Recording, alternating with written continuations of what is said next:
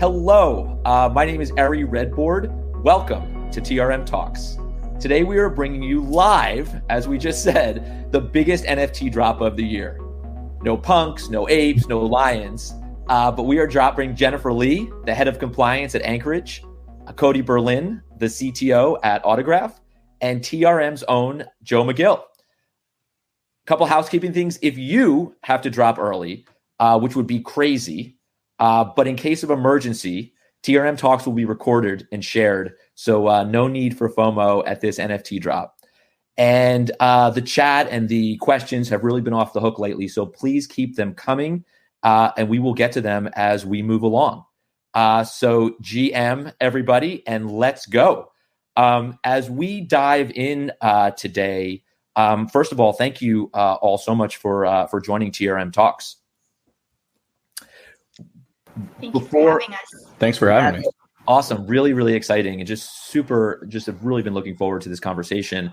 As we dive in, I'd love to kind of just hear a little bit about each of your backgrounds, your journey to crypto and this sort of new world of NFTs. And also if you can talk about sort of your current roles and companies. Jennifer, why don't we kick things off with you? Yeah, sure. Thanks, Ari. Hi, everyone. My name is Jennifer Lee, and I head the compliance team here at Anchorage. I've been here for a little over 2 years now. My background has largely been in traditional finance, where I'd spent my previous 16 years of my career, including 10 years at Goldman Sachs, covering its securities division business. Anchorage, it is a digital asset custodial platform, and we provide custodial trading and lending solutions to our clients. We're also the first federally chartered digital bank here in the U.S. as well.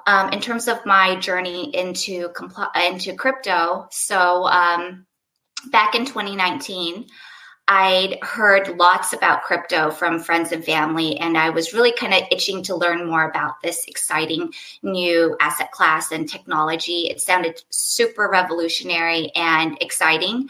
And I wanted to kind of explore ways I could really get to apply my experience and my knowledge in risk and compliance in a professional setting and apply it to this asset class.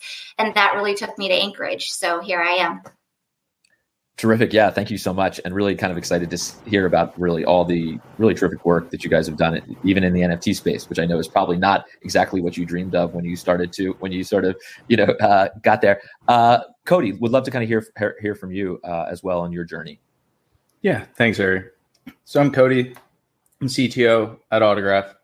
And Autograph, we're an NFT platform, and we've partnered with the biggest names in sports, entertainment, and we're trying to make NFTs and collectibles as accessible to the general public as possible. You know, we're trying to bring these to people who traditionally are fans of these celebrities and these sports icons, but aren't necessarily crypto native, right? And make it easier to collect these things and see how you can push this further than just a trading card. My journey into crypto has been long, and I started back in 2013 out of personal interest. I've always been a builder. So I came across Bitcoin, set up a Bitcoin wallet. I did not buy thousands of them, which is why I don't own my own personal private island.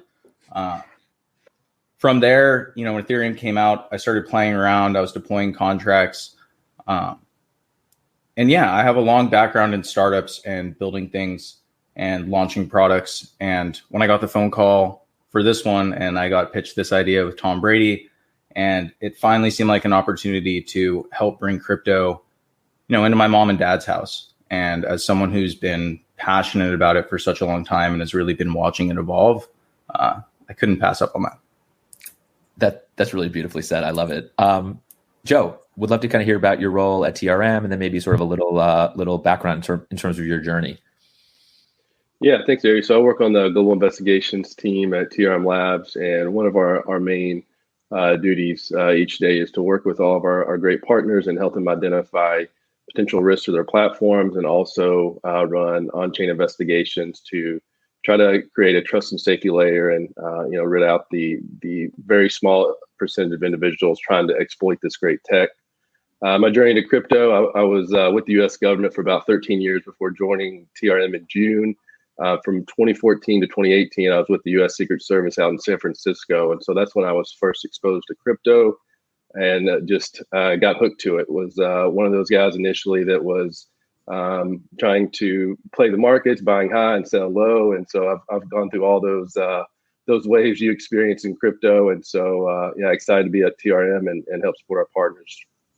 Terrific. Yeah, thank you so much. Cody, before we sort of really dig in, let's stay a little high level. And we have all seen NFTs explode in sort of into the pop culture, sports, gaming, so many aspects of really life over the course of the last year. Would you level set for us a little bit and talk about what is a non-fungible token and sort of what are sort of primary use cases today and what are you seeing in the space? Yeah, definitely. So an NFT at its core is just a record on the blockchain that tracks ownership of a piece of metadata. What most people see when they think of NFT, or what they think of when they think of NFTs today, is images, right? You're tracking art, videos, but it doesn't necessarily have to be that. At its core, it is just a smart contract, a record on chain that's tracking who owns this piece of metadata. You can do a lot with that. You can build anything on top of that. Most of the applications we've seen today have been tracking art. So that piece of metadata would refer back to, maybe it's a video or even a 3D model or images. And through there, people are able to trade it and you can track the provenance and who owns it. You can take it a lot further. That piece of metadata can contain other things. And so for us, we track provenance as signatures. All of our editions of our NFTs are individually signed by these athletes. And we wanted to have a way of tracking that on chain forever and making sure, that you could always go back. And if you have an edition of this token, that metadata wouldn't just contain the imagery and the art and the signature. There would also be other pieces that tracked when that signature happened, how to get those records back out of our own databases. And so for primary applications, we're seeing it in ticketing, you're seeing it in art, and you're seeing it in rewards. And I don't think it's going to stop. I think it's going to keep going. Terrific. Yeah. Staying with you for a second, you did get into some of this, but it would be really helpful. I think Autograph is probably a really good jumping off point for us today about sort of what it means to be an issuer or marketplace for NFTs. As a lifelong collector of sports cards and, baseball cards and all this, I was about to say as a kid, but really it's still today. You've really created this bridge between that sort of world and the metaverse, if you will. Would you talk a little bit about the model and what it means to sort of be an NFT issuer or marketplace as we dig in a little bit? Yeah, so I definitely will. I also want to phrase that everything I'm saying today is my opinion and definitely not strictly the company's. So what we've built is a system for these partners to create these NFTs.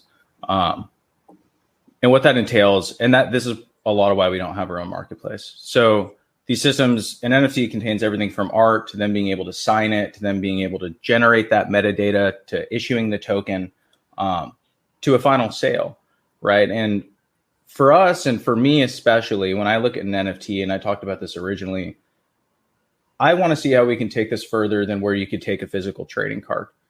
It's collectibles and art especially. It's if I have a painting and I hang it on my wall, or if I have a trading card, which I have some on my things behind me over there. I have some Wayne Gretzky's and some Toms over there that I got given.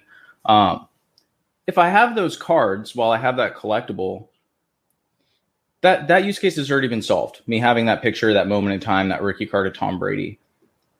And so our question, my personal goal and what we're trying to make is, okay, once you have that NFT in that user's hands, once that person who worships Tom, who loves Wayne Gretzky has that NFT, what can we do with that? And whether that's putting them in a Zoom because we are able to verify who in a Discord or who in a Zoom call owns that token, whether that's giving them things in the future that is on chain. Our model is really finding the most accessible way to get these in the hands of people that want to collect them, and then finding ways to use those collectibles to bring you closer to that partner, closer to that icon in a way that you couldn't with a traditional collectible or card. Really helpful. We're going to be sort of building on that today and talking a lot about compliance and AML compliance in crypto and now in NFTs. And I thought it would be really helpful to maybe do sort of a really quick, and I will do this as fast as I can, sort of overview of the sort of legal and regulatory landscape. So I'm going to do that quickly. And I had a couple slides. Really, there is not, I think the sort of the spoiler alert here is there's not a ton of regulation specific right now to the NFT space. But there are a lot of questions. So let's just sort of talk about sort of high level questions and maybe how they may potentially get answered. And we'll dig into this a little bit more as we go through the different folks. So really, look, are NFTs, are certain NFTs securities and therefore regulated by the SEC?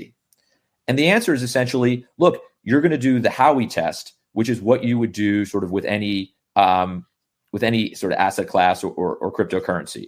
And the Howey test is a Supreme Court test that was really some investors in an orange grove.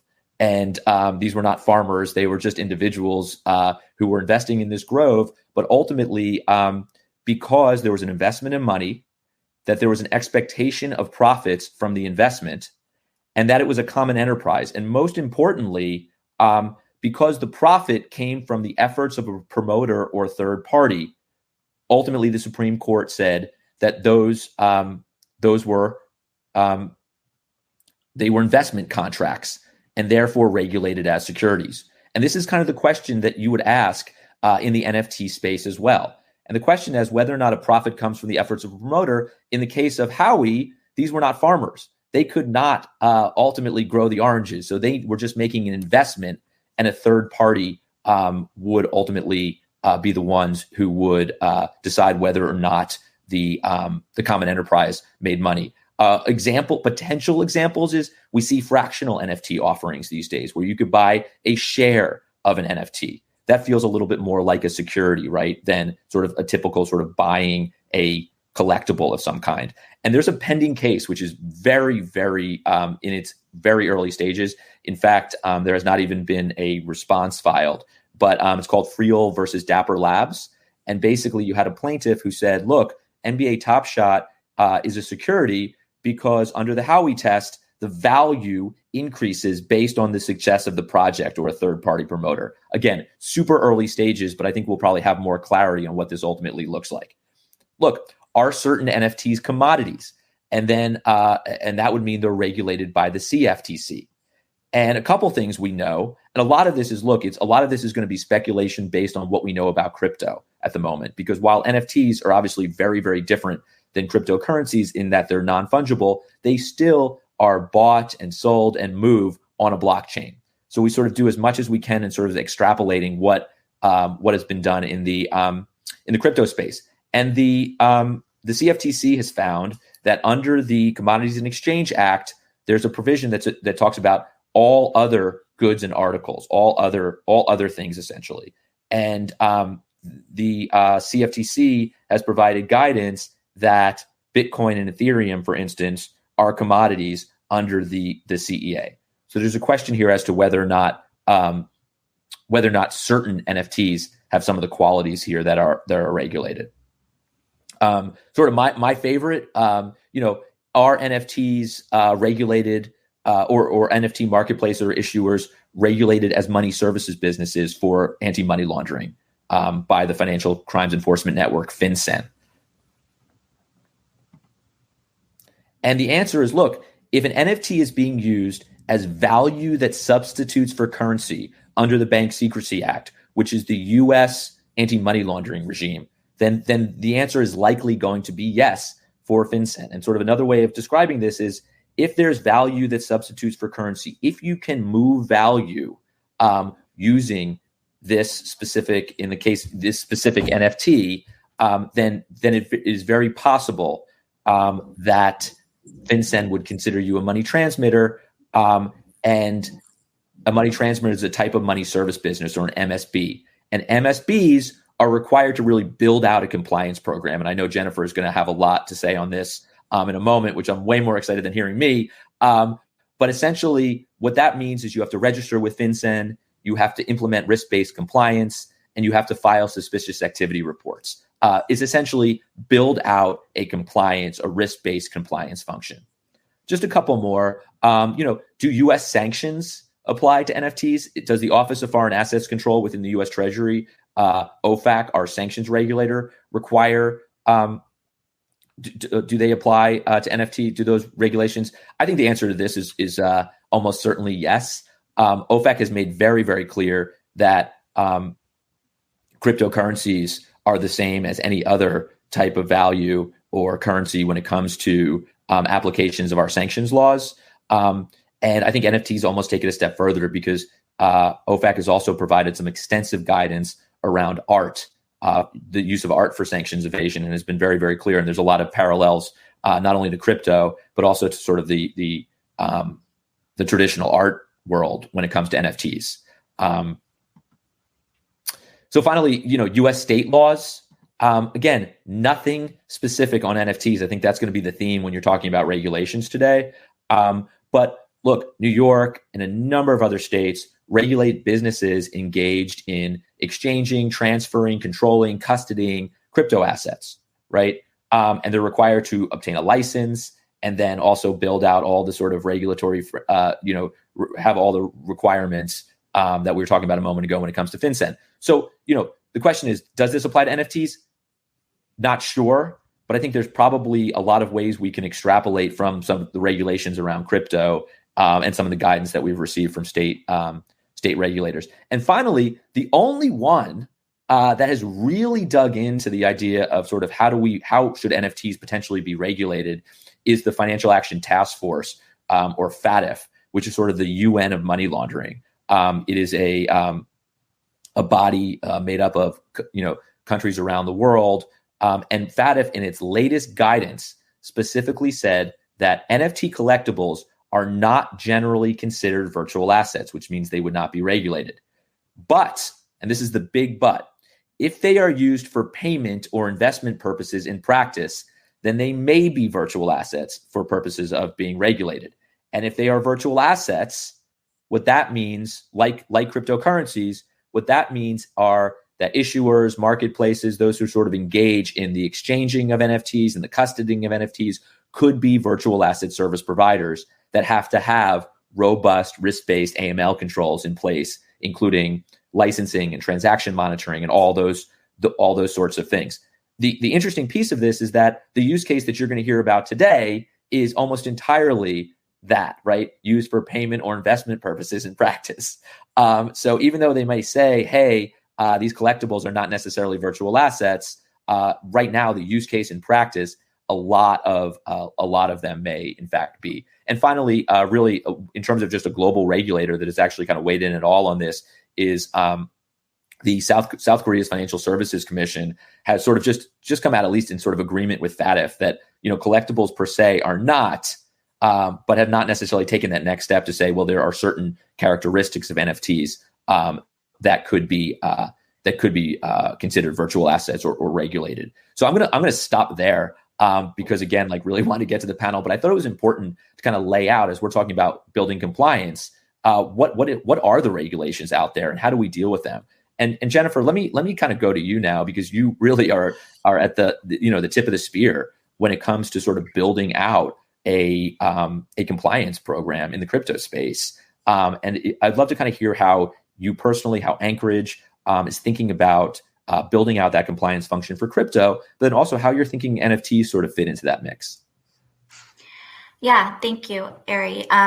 So again, being the first federally chartered digital bank, I think building out a compliance program, it means several things, right? So firstly, it means we need to be innovative in terms of the solutions we create, which allows us to continue to build secure, custodial and other solutions for our crypto clients, crypto native, as well as institutional and other mainstream clients, right? In addition to, while still complying with these regulations, which pertain historically to non-digital asset federally chartered banks, right? That's kind of an additional overlay to the other regulations which had pertained to Anchorage even before receiving the OCC charter. So it means all of that. In addition, it really means us, needing to be adaptive and having a certain set of kind of components in terms of our program. It's a lot of it lays and centers around having knowledge, right? Knowledge of, firstly, the regulations, which now apply to us. Largely, a lot of them had applied to us, specifically when you talk about like BSA and other anti-money laundering sanctions requirements. But there's a lot more than that as well, right? Even, just holistically from a compliance perspective, there are other areas which regulations which historically had been more applicable to banks in the traditional finance space. So we need to have that baseline kind of knowledge and understanding of the underlying risks associated, which really, which is where the regulations themselves stem from. We also need to be able to have a really strong grasp of our knowledge of the blockchain and the technicalities associated with that, and understanding of our clients, right, which are many times specific to the crypto industry, their investment or their trading strategies and activities may sometimes be more specific to the crypto industry as well. So having that set of knowledge as well. And then I think almost, equally importantly is to be able to have a strong grasp as well as to how to utilize both of that. And also understanding how you can utilize the tools which are available in the marketplace, such as blockchain analytics, like TRM Labs, right? Which gives you tremendous, powerful knowledge and transparency to the blockchain, right? Which is not actually something you can really you really have in traditional finance historically. So having all of these requisite set of, knowledge and having the right attitude as well, being adaptive and knowing that, like you said, Ari, being very understanding that this is all on a risk-based approach, but still needing to be very nimble in our thinking and adaptive, right? Taking all of that together and creating that kind of holistic compliance program. That's essentially how you would need to do it. So it's been a very interesting and very fruitful journey, in our conversion to a nationally chartered bank and building out this type of modern crypto compliance program that you speak of. Yeah, no, it's incredible what you guys have done, really leading in the space. Digging a little bit, because I think I have really literally the best case study example for you of all time. So you guys recently worked with Visa to purchase and then custody their Cryptopunk, which was really a historic moment in the space, right? Like I read a lot sort of on it, and Visa talked a lot about how this was really an investment in sort of the history of NFTs and the blockchain and the cryptocurrency space. And it's so cool that you guys played a role in it. Would you sort of walk us through maybe like as much nuts and bolts as you possibly can about what that looked like? Because I think it says a lot about compliance, and I think it says a lot about the way you guys think about compliance as well. Yeah, thanks, Ari. So before I really get into the nuts and bolts, just want to highlight, this is a first of many, right? As we've highlighted and you've probably heard in various different platforms. So definitely a first for Anchorage as well. So we really needed to develop a framework, a compliance framework specifically for NFTs, with the understanding that that may evolve depending on future deals that may come to us and the given technologies and tools that we may have later on, right? So with that in mind, specifically for the Visa Cryptopunk deal that we were very, excited about, partaking and having a role in, basically to set taking a step back, back in August, again, Anchorage Digital, we were able to really help Visa, buy and custody their their Cryptopunk, right? 7610, which is a pretty cool Cryptopunk, by the way. So we helped with the buying of the Ether. We, put in the bids, negotiated the prices, and ultimately custodied their Cryptopunk, right? From a compliance perspective, because we knew the seller as well, so we also conducted our compliance due diligence as well, and then also completed like sanction screening on the address of the seller as well. So again, depending on the different deals that come into play in the future that Anchorage will be involved with in the NFT space, we may need to continue to evolve that risk framework. But yeah, that's pretty much what we did, right? In terms of the Visa Cryptopunk deal. I don't know if you have any other questions for me. Yeah, just like sort of maybe if you could just dig in a little bit and sort of like what does it look like to do that? What does it mean to cut from a compliance standpoint to custody an NFT? Sort of what security and compliance management do you need to have in place there?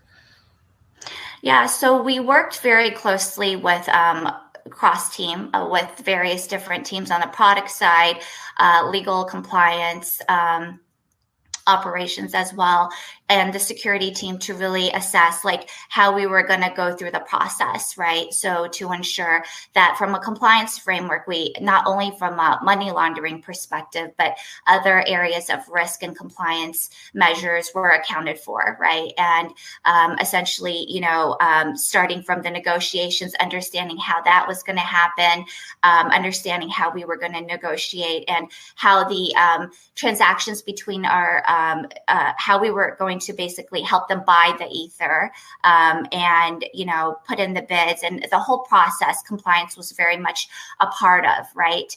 And understanding basically kind of, again, like I mentioned, the due diligence on the seller, understanding the seller, and completing similar level of diligence that we normally would partake in our normal risk compliance framework from a money laundering perspective to really allow Visa to feel comfortable and for Anchorage to be comfortable with this entire deal as well. So we did a lot of that, in terms of also the whole process. There was also the wrapping of the NFT as well, right, before it, to be placed onto the blockchain. So we were part of that in every step of the way. Providing our guidance really in terms of, understanding whether there might be any kind of like conflicts of interest as well throughout the process as well, who was involved in the deal and was aware of it. We have our own also internal restricted trading list, ensuring that the employees who were involved with the deal perhaps were not conflicted out and so on. So we had a lot of these processes all going, happening at the same time, right? So it includes the money laundering aspect of the compliance program, but also like conduct compliance. It was very, very comprehensive. So we did a very quick analysis. We were very quick to move, but it was a very robust and holistic review across all areas of risk as it pertains to this deal. So we considered it from really the front end to the back. That's awesome. Really, really helpful stuff. Joe, turning to you, I know you were always thinking about sort of, all right, what are the risks, right? What are the risks that Jennifer's talking about, and how at TRM are we working to mitigate those risks, for Anchorage and others? Would you sort of talk about your experience in sort of working in the illicit finance space and what you're seeing in NFTs and sort of the work that you're doing to mitigate those risks? Yeah, so we have a couple teams at TRM that are actively hunting for NFT copycat scams or rug pulls. And one thing that we noticed from around July to probably September, October timeframe is there is significant growth in the NFT space. And with that growth becomes individuals that are trying to exploit it, that are opportunistic. And so some of the risks that we saw associated with that is the individual that creates a copycat NFT, you have maybe 200, 500 investors that send us specific crypto to that mint address.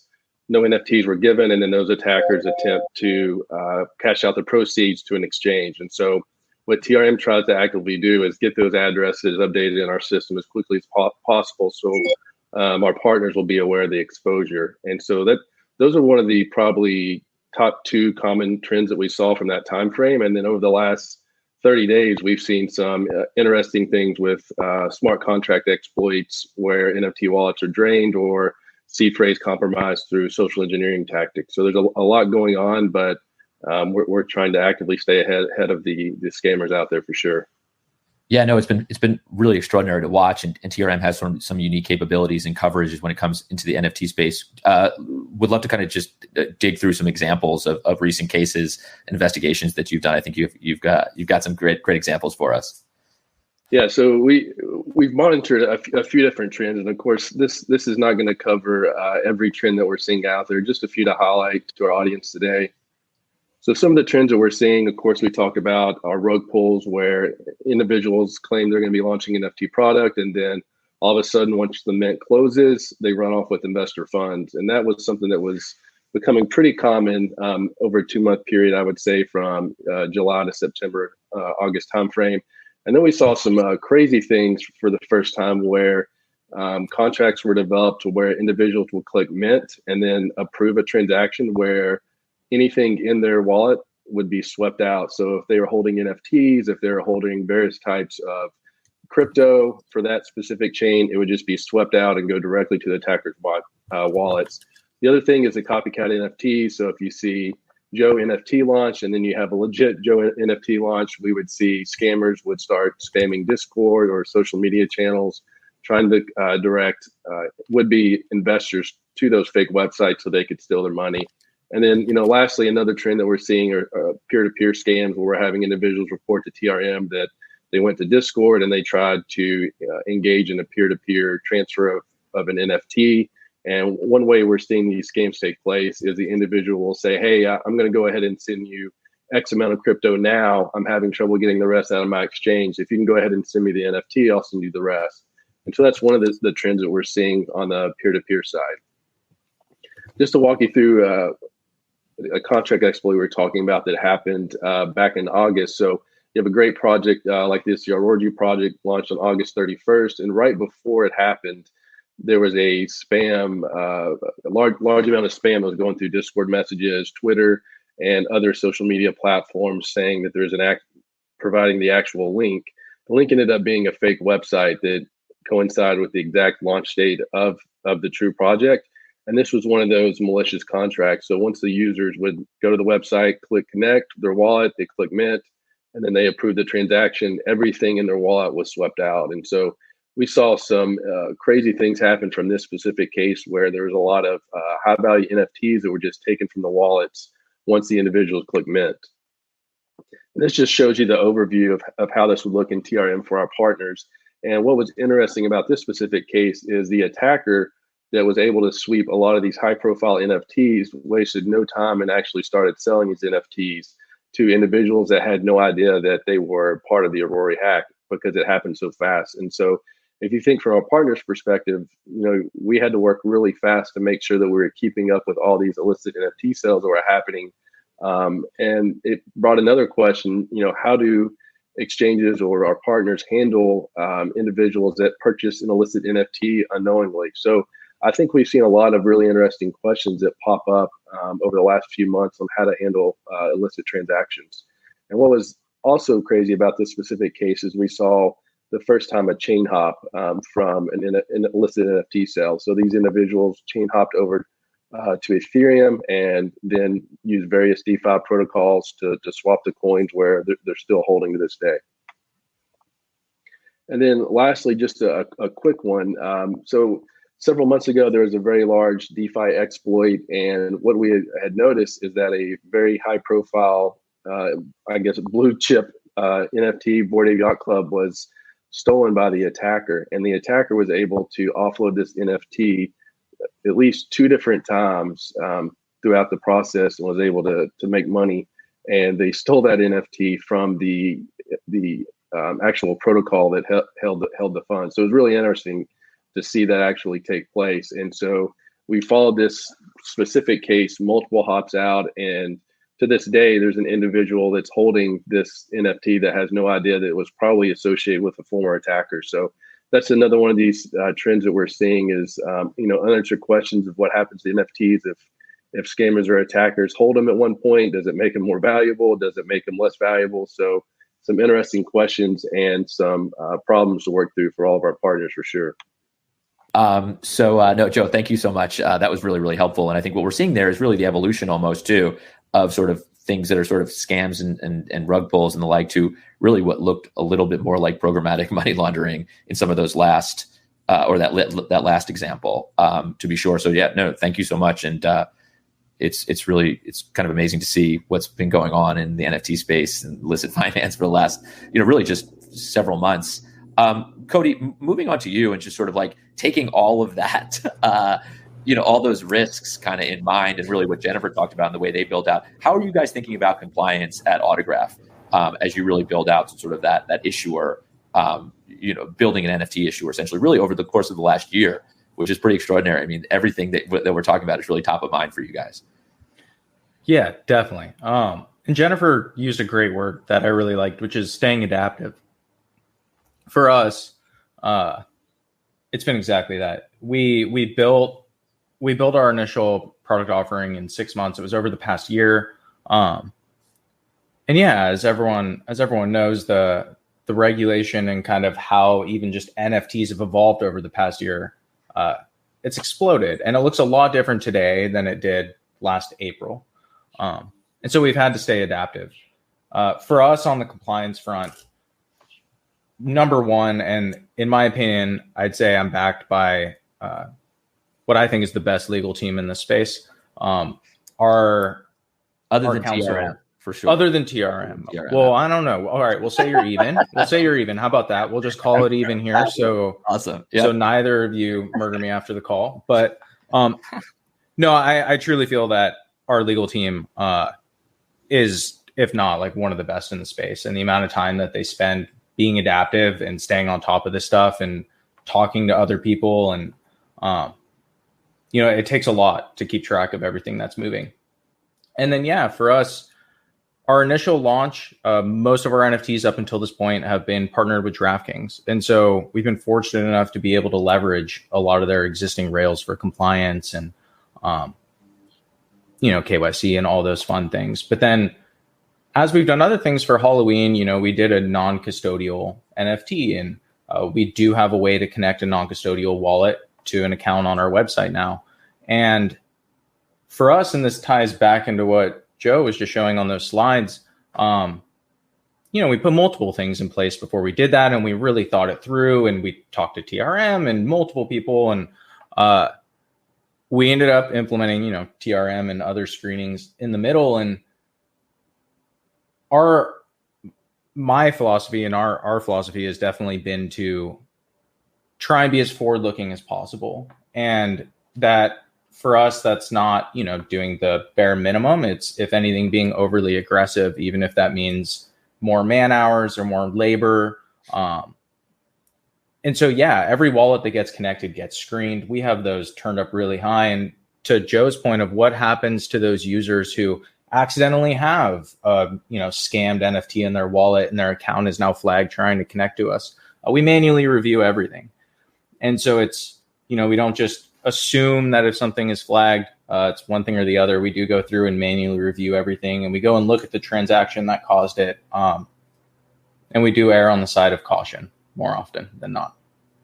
Yeah, no, absolutely. And it's interesting. Lana Schwartzman, who's in the audience today, is definitely a subject matter expert on this stuff. And she asked a question, sort of the classic crypto question, right? Like, if you're using cash in a grocery store, you have no idea that came, two hops back, that came from, a drug deal. And, it's very much the same here when you have a true owner of a digital asset or a NFT, a bona fide owner, then, what liability should they have for having that NFT having touched illicit activity at some point in the past, which is sort of that classic question. Jennifer, sort of moving to you on this, but staying in the same area, right? Like, since I got Cody on today, I can use even more sports analogies than usual because he's got Wayne Gretzky over there at Autograph. So how are you skating to where the puck is going? How are you anticipating? We talked about there's very little regulation in the space. How are you guys thinking about sort of,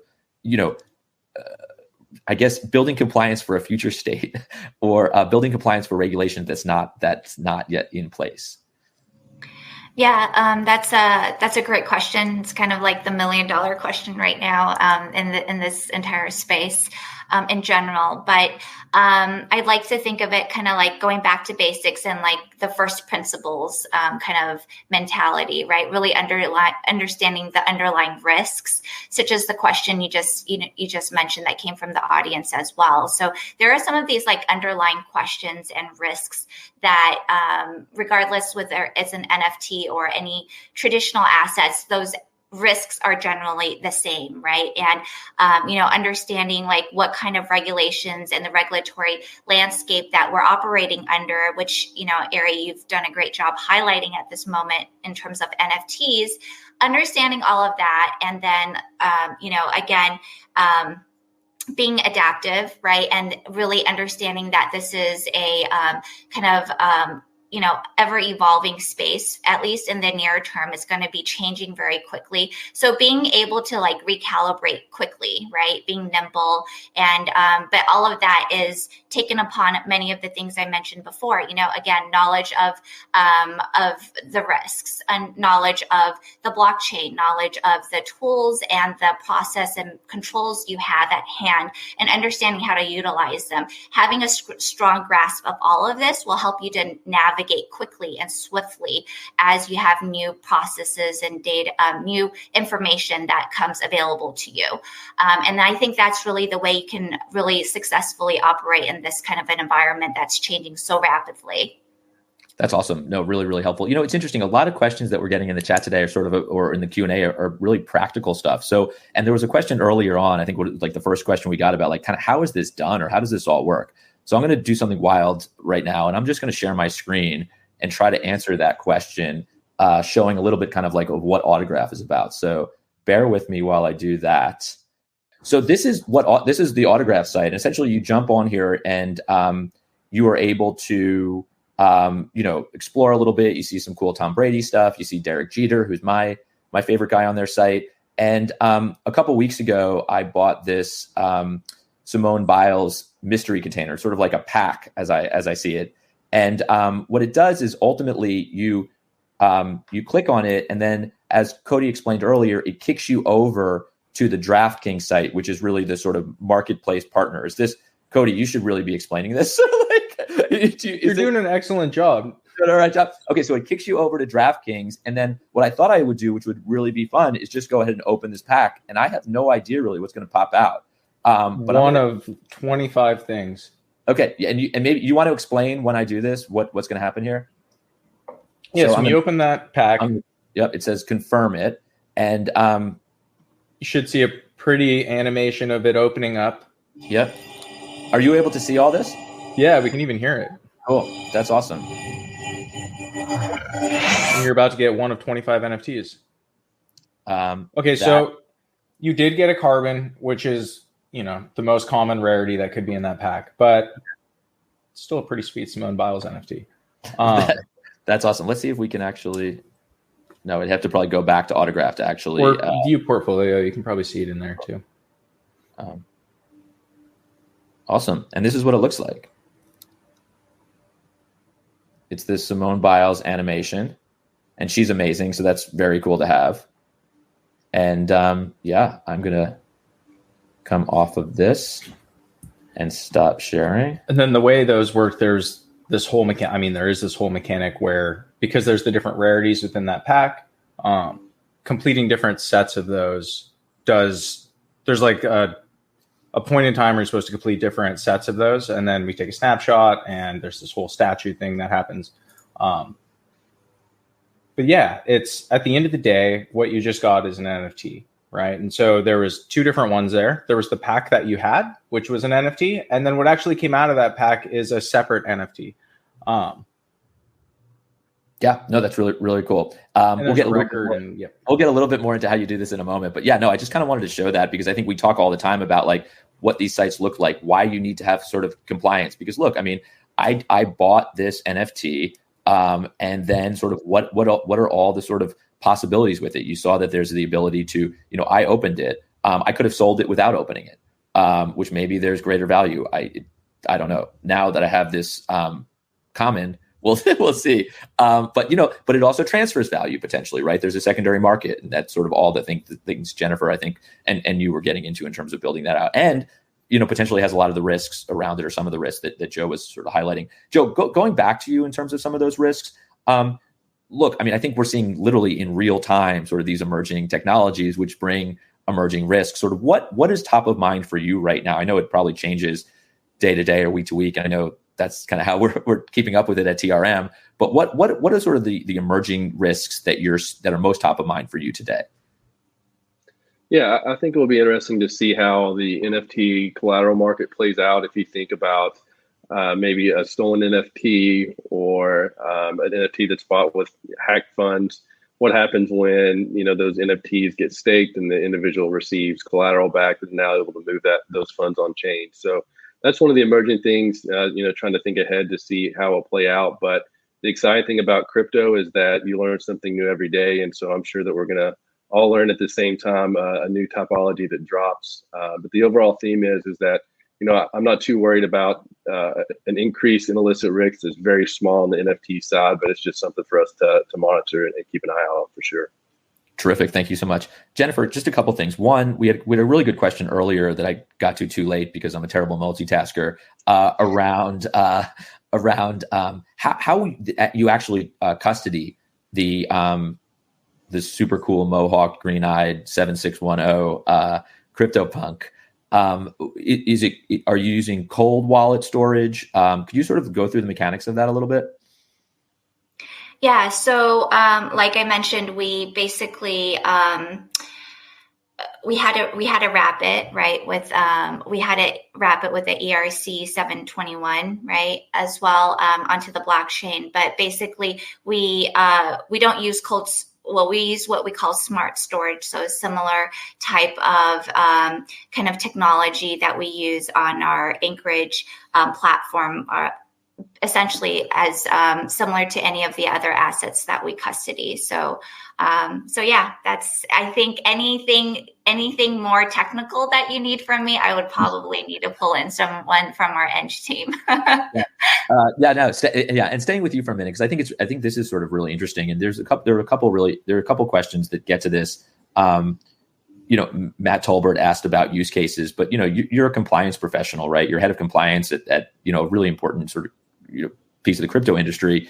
Are there NFT use cases for compliance? I mean, is this a world where you talk about medical records, you talk about real estate, we talk about hashing our vaccine dose to the blockchain, really extraordinary capabilities. What do you see in the compliance space as the use of NFT in terms of the use of NFTs?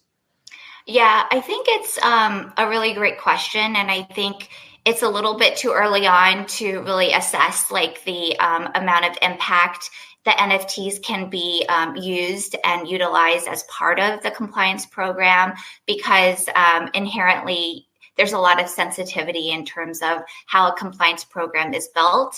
And as we mentioned earlier, and as everyone probably here on this call is aware of, the blockchain has tremendous transparency in and of itself. So some of the information, we do like to keep it more internal. So it will be very interesting to see how much growth and different use cases there can be had in the NFT space, where it may potentially be able to be applied into a program.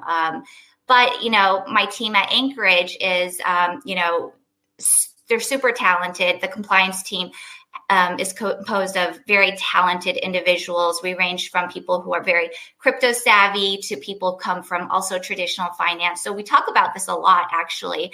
One of the ideas from one of my team members would be, potentially using NFTs as a proof of attendance protocol for training, right? So that could be one that is already readily available and, easily applicable and can be utilized even today, I think.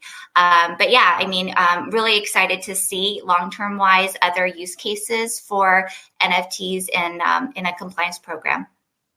Terrific. Yeah, thank you. There are so many unbelievable questions. We're not going to get to answer them. We'll do our best, like to even maybe answer some after the fact. One that just came up is sort of, I think the question is, does TRM associate NFT owners or holders with individuals, right? And really blockchain, and just really quickly on that, sort of blockchain analytics does not associate individuals with the alphanumeric cryptocurrency addresses, we are able to trace, as Joe showed exactly. I think Joe's examples were the best of sort of what these tools do. They're able to trace the flow of NFTs and the movement, but we're not associating them with individual owners or understanding sort of what someone's, NFT holdings look like. We're basically mitigating for the risk of illicit activity and able to follow NFTs that we know are associated with that type of threat actors. A ton of other really, really great questions here. Let me do this, and then we'll sort of, if we have a few more minutes, we'll dive into some of the other questions. For Cody, why don't we go to you, Cody, and then you, Jennifer? You guys, there's so much happening every day. But as we bust out the crystal ball a little bit and look, really, a couple months down the road or a year from now, what are the things that are top of mind for you guys? What are you building right now at Autograph that we're going to see a year from, 6 months or a year from now? What's really exciting? And Jennifer, really same question to you at Anchorage. Yeah. So for us, we had an amazing launch. We did this whole preseason pass thing into the regular season now, and we have a growing community that's growing every day. And a big question for me is, what next? And it's now that you have these in people's hands, we've done events where, some of the icons have come into Discord and talked to people that were holding their stuff, but it's how do you really make that collectible, connect them with that icon or that partner or that sports person. So I think you're going to see a lot more of that from us is, building out what these eventually do once you have the NFT rather than just more NFTs. But at the same time, I don't think you're going to see this stop. And I think you're going to see more names get into the space and we see more companies. And there was just a Pepsi drop, which is pretty crazy. Really expanding. And the sports space is just unbelievable with, I think, FTX getting in on the Warriors this week and Coinbase signing Kevin Durant. It's just so much going on. You guys are really leading the way in that space. Jennifer, how about Anchorage? What should we expect sort of 6 months or a year from now? Yeah. So as I mentioned earlier, this Visa deal, it was for the Cryptopunk. It was the first for us. And while we don't have a full product yet for NFTs as of this very moment, we've received so much interest that we are building a more full product. We expect that it should come in the first half of next year. Until then, we can continue to help explore ways we can custody and help to purchase or broker NFT deals until we have a more full product next year. That's amazing. Literally, my number one favorite thing in this world is breaking news on TRM Talks. So I feel like we may have just done that, which is really exciting. That's awesome that you guys are getting into this space and really beyond sort of the custody and the stuff you're already doing. That's really, really exciting.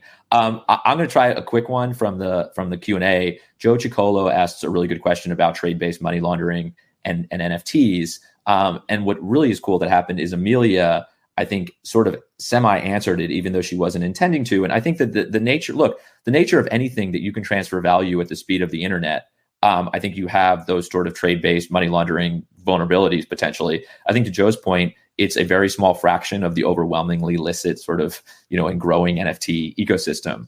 But yeah, I think that NFTs like art lend themselves to certain properties in terms of, it's in some respects, the value's in the eye of the beholder. You can transfer them, you can move them quickly. So I think that you see real vulnerabilities. I think Joe got into some of them, but I think we probably will see more trade-based money laundering typologies as well sort of develop as the ecosystem further develops. Cody, one for you here.